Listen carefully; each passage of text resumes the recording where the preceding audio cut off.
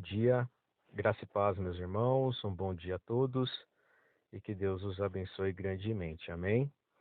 Hoje daremos continuidade na leitura, na exposição e também na meditação do livro de 1 Reis, hoje no capítulo 7, 8, 9 e finalizando no capítulo 10, conforme aí o cronograma de leitura.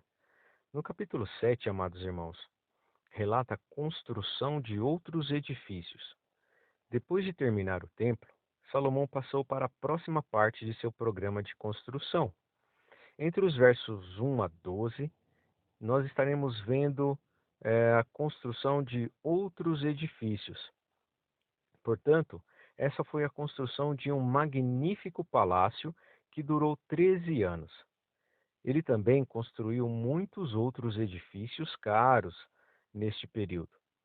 A Casa da Floresta do Líbano, assim chamada por causa de suas 3 fileiras de pilares de cedro, era aparentemente um quartel-general militar e depósito de armas. Assim, o Salão dos Pilares era provavelmente um salão de reuniões e o Salão do Trono um tribunal de julgamento. Havia também, irmãos, um palácio separado para sua rainha, a filha do faraó. Mas todos esses edifícios, junto com o templo e o próprio palácio de Salomão, foram construídos dentro do grande pátio, em cujo perímetro havia uma parede de pedra e de madeira. Dos versos 13 a 51, nós estaremos vendo um pouco mais sobre o templo. Israel, irmãos, parece ter perdido a visão espiritual e a habilidade artística que no tempo de Moisés permitia que seus artesãos projetassem e fizessem a decoração da morada de Deus. Portanto, Salomão contratou um artesão de Tiro para fazer o trabalho de bronze e outras decorações do templo, sem nenhuma preocupação, irmãos, aparente com as ideias e ideais religiosas, erradas que esse homem pudesse ter. Por coincidência, esse artesão contratado foi chamado de Irão, o mesmo que o rei. Irão, irmãos, fez 2 pilares de bronze que ficavam na frente da varanda, mas não se sustentavam o telhado. Eles parecem ter sido puramente ornamentais. As decorações ao redor dos topos, em forma de tigela dos pilares, consistiam em romãs, flores grandes e uma rede de correntes entrelaçadas. No entanto, um novo altar de bronze foi feito, muito maior do que o altar do tabernáculo de Moisés, que agora era muito pequeno para o grande número de animais que Salomão sacrificou. Portanto, irmãos, uma pia de bronze, quase aí um tanque, em forma de uma enorme bacia apoiada no dorso de 12 bois, retinha água para o banho e outros rituais de limpeza.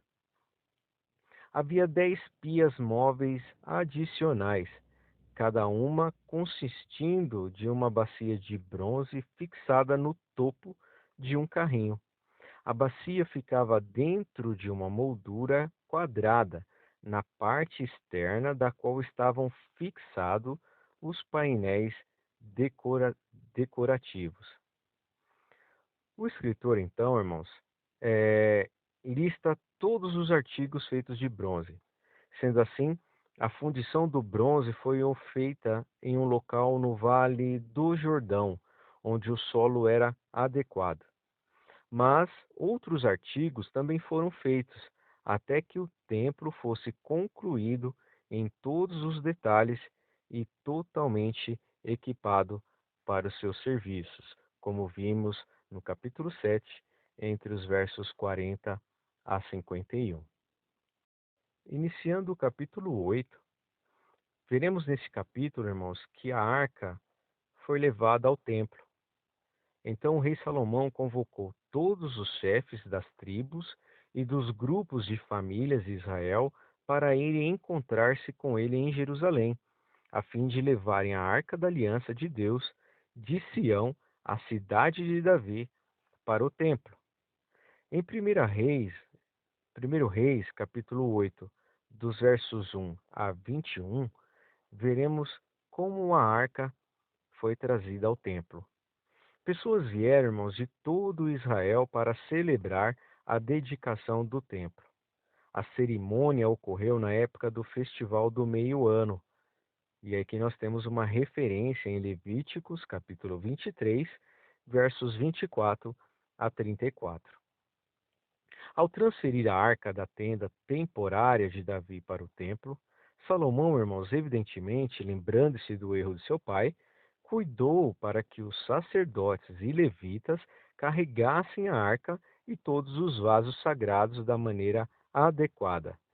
A cerimônia foi acompanhada por música e cantos fornecidos pelos sacerdotes e levitas, todos os quais estavam de serviço para a ocasião especial. Uma vez, irmãos, que a arca estava em seu devido lugar, o Deus deu o sinal de sua presença, enchendo o templo com uma nuvem de glória, como no caso do tabernáculo. A luz da presença de Deus era tão deslumbrante que a atividade humana no santuário teve que cessar. Espantado, irmãos, com tudo o que havia acontecido, Salomão comparou aquele dia com os dias de seus ancestrais. Desde que Israel se tornou uma nação, Deus se recusou a escolher qualquer cidade como uma morada, mas agora ele escolheu a cidade de Davi e seu filho Salomão. Na cerimônia de dedicação, Salomão, então, irmão, subiu para uma plataforma de bronze feita especialmente. Ajoelhou-se e orou a Deus na presença do povo reunido. Ele admitiu que somente a graça de Deus permitiu ao seu pai e a si mesmo cumprir seu desejo de construir uma morada simbólica para Deus. Ele orou para que a graça de Deus repousasse da mesma forma sobre os seus descendentes reais depois dele. Salomão, irmão, sabia que não havia necessidade do templo, porque Deus mora em todos os lugares. Mas ele pediu a Deus que graciosamente ouvisse sua oração e as orações das pessoas quando elas fossem ao templo para orar. Visto que o templo era um lugar de oração, irmãos, Salomão pensou em várias circunstâncias em que as pessoas iam lá orar. Ele pediu que juízes, como ele, tivessem a ajuda de Deus para fazer julgamentos legais onde as evidências eram incertas. E aqui nós temos uma referência em Êxodo, capítulo 22, versos 7 a 12. Ele pensou, irmãos, em caso em que Deus poderia punir o seu povo por meio de guerra, fome, doenças ou outros desastres, e pediu que, quando ele se arrependesse, Deus o perdoasse. Em um momento, irmãos, pública de preocupação com os estrangeiros, Salomão orou para que eles também conhecessem a Deus e que Deus respondesse às suas orações, como fez com as dos israelitas. Ele pediu, irmãos, que Deus ouvisse os israelitas quando orassem por sucesso contra os seus inimigos na guerra. Finalmente, ele pediu que Deus os ouvisse quando clamavam por misericórdia daqueles que enviou para puni-los, como vimos entre os versos 41 a 53. Dos versos 54 a 66, vimos que Salomão abençoou o povo.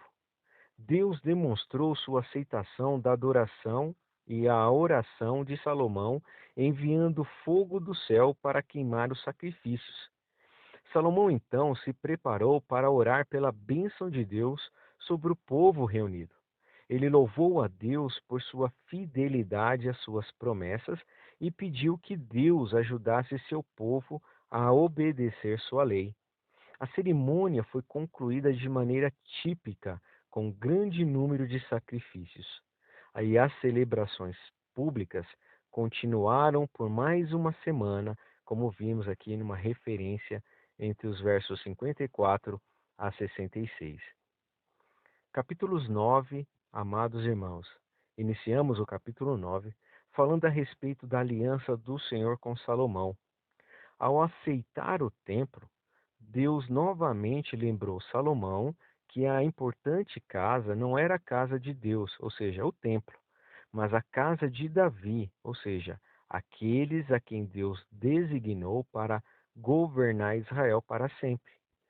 Embora em relação ao povo eles fossem reis, em relação a Deus eles eram servos, e eles tinham que ser obedientes à sua vontade se quisessem desfrutar o cumprimento de suas promessas, como vimos entre os versos de 1 a 5. Salomão, então, construiu um templo para mostrar que Deus habitava entre seu povo. Mas se o rei e o seu povo se rebelassem contra ele, Deus destruiria o templo para mostrar seu descontentamento com eles, como vimos entre os versos 6 a 9. Dando continuidade, no entanto, antes Salomão havia emprestado de Irão cerca de 4.000 quilos de ouro para ajudar a financiar seus ambiciosos programas de construção. Em pagamento dessas dívidas, Salomão deu a Irão 20 cidades no norte de Israel. Portanto, Irão não ficou satisfeito com essas cidades e as devolveu, o que significa que Salomão teve que procurar outras maneiras de pagar este empréstimo. Assim, para fortalecer a segurança, de Jerusalém, Salomão, irmãos, reconstruiu o Milo, algum tipo de fortificação de defesa, e todas essas seções danificadas da muralha da cidade.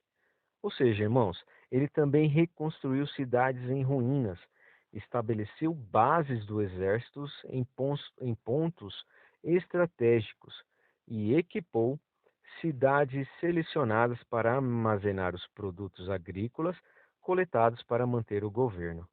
Ele tomou todos os estrangeiros escravos. Os israelitas, embora não fossem oficialmente escravos, eram tratados um pouco melhor, como vimos em 1 Reis, entre os versos 20 e 24. Salomão, irmãos, manteve os requisitos da aliança em relação aos festivais religiosos anuais. Seu tratamento aqui, então, era severo para com os seus súditos. No entanto, mostrou pouca consideração por outros requisitos do pacto, como aqueles preocupados com o bem-estar das pessoas. E aqui nós temos duas referências muito interessantes e que eu peço aos irmãos que leiam para melhor entendimento do texto. Uma delas é em Êxodo, capítulo 23, entre os versos 14 a 17, e Levítico, capítulo 19, versos 13. Amém? Vamos dando continuidade no capítulo 9. Portanto, sempre alerta nas negociações, Salomão viu a oportunidade de obter mais lucros ao cooperar com o Irão no comércio de transporte. Assim, as mercadorias do Mediterrâneo eram recebidas no porto de Tiro, de Irão, levadas por terra para o porto israelita de Ezion-Geber, na ponta norte do Mar Vermelho, e depois enviadas para o leste, possivelmente até a Índia. Visto que os israelitas não eram marinheiros, Salomão contratou marinheiros de Irão para ensinar e guiar seus homens. Bens que esses navios trouxeram do leste enriqueceram ainda mais os dois reis. Navio de Tarsis era um nome técnico para um certo tipo de navio mercante oceânico. Não era uma indicação do porto para qual ou de onde o navio estava navegando. Finalizando o capítulo 9. Todavia, irmãos, a arqueologia indica que Salomão extraiu e fundiu ferro e cobre na região de Ezion-Geber, de onde despachou os materiais para o leste. A importância estratégica e econômica de Ezion, ou Elate, foi a causa de conflitos frequentes entre Jerusalém e Edom, os proprietários originais dos portos. Iniciando então agora, irmãos, o capítulo 10, finalizando o último capítulo da leitura do dia de hoje. No capítulo 10, vimos a visita da rainha de Sabá a Salomão. Assim, as pessoas de outras nações ouviram falar da reputação de sabedoria de Salomão e, em certa ocasião, a rainha de um país árabe visitou Jerusalém para testá-lo com perguntas difíceis. Assim, a rainha de Sabá ficou maravilhada não só com a sabedoria de Salomão, mas também com o esplendor de sua corte, e deu ao rei 120 talentos de ouro e muitíssimas especiarias e pedras preciosas. Nunca veio especiaria em tanta abundância como a que a rainha de Sabá deu ao rei Salomão. Ao mesmo tempo, irmãos, ela e Salomão aproveitaram a oportunidade para ter algumas trocas comerciais úteis. Então, voltou e partiu para sua terra, ela e os seus servos, como vimos entre os versos 10 a 13. Dos versos 14 a 22, Salomão então ganhou muitas e mais riquezas, tributando todos os seus bens que passavam por Israel ao longo das rotas de comércio internacional. Ele gastou grande parte de sua riqueza de forma extravagante, para dar à sua cidade e palácio um esplendor inigualável entre as nações da região. Entre os versos 26 a 29, vimos que as nações que buscavam seu favor também lhe traziam presentes caros, além de construir uma grande força de cavalos e carruagens para si mesmo. Ele se tornou o intermediário em um comércio internacional de cavalos e carruagens que o enriqueceu ainda mais. O reinado de Salomão, irmãos, viu o início de uma forte classe de comerciantes em Israel. Anteriormente, a economia de Israel era basicamente agrícola e pastoril, mas aos poucos os mercadores ganharam controle sobre os fazendeiros. E finalizando o capítulo 10, nos 2 séculos seguintes, as condições para os fazendeiros pioraram e a injustiça social aumentou, fazendo com que profetas como Amós, Oséias, Isaías e Miqueias condenassem a sociedade corrupta e anunciassem seu julgamento vindouro. Com isso, irmãos, finalizamos a leitura e exposição do livro de 1 Reis, capítulo 7, 8, 9 e capítulos 10, conforme o cronograma de leitura. Amém? Que Deus abençoe a todos, uma excelente leitura e até a próxima, amados irmãos. Fiquem com Deus. Forte abraço.